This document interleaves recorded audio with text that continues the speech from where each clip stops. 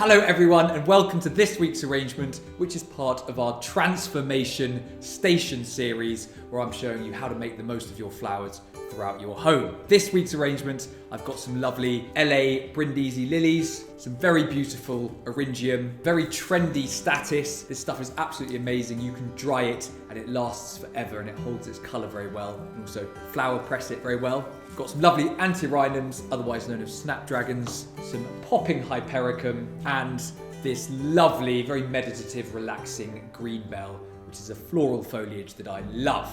Always remember your flower care. You've got to snip an inch off the end of all your stems. You've got to use room temperature water, fill your vase about a third full, and use your flower food.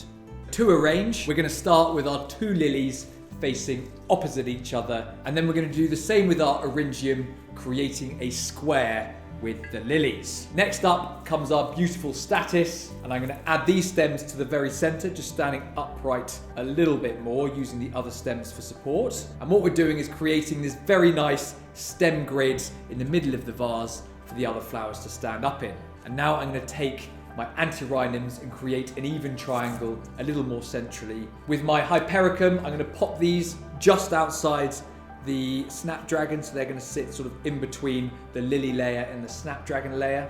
To finish, in the middle is this stonking bit of green bell. I'm going to sort of spear it together like that. Add the stem to the very middle and then pull its branches very carefully out and through all the other flowers in all the different directions. And then make sure that your snapdragons still are in the middle. And then there we go, a very beautiful, vintagey looking arrangement, which I hope you're going to love. Short, snappy, to the point. See you next time.